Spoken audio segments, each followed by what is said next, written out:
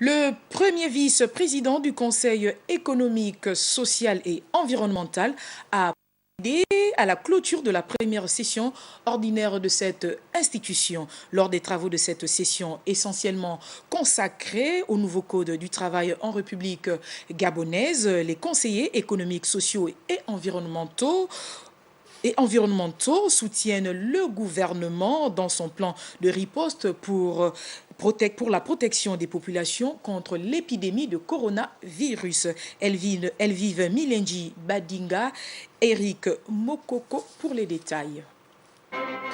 L'implication du nouveau Code du travail dans la vie économique et sociale des Gabonais a constitué le principal centre d'intérêt des conseillers économiques, sociaux et environnementaux réunis depuis le 18 février 2020. Une problématique dont l'examen minutieux devra déboucher sur la préservation de la paix sociale. Le nouveau Code du travail devra être un instrument de référence qui suscite admiration et inspiration. Il devra garantir le bien-être des travailleurs par un travail décent tout en créant les conditions de flexibilité acceptables et susceptibles d'améliorer l'environnement des affaires.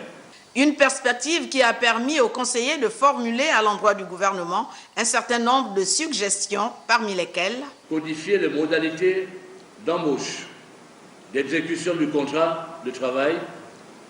Il faudrait légiférer en faveur de la préférence nationale. Avant de recourir à la main-d'œuvre étrangère, il faudrait convoquer une concertation sociale inclusive avec les organisations professionnelles d'employeurs et de travailleurs en vue de la signature d'une trêve sociale inclusive de 24 mois.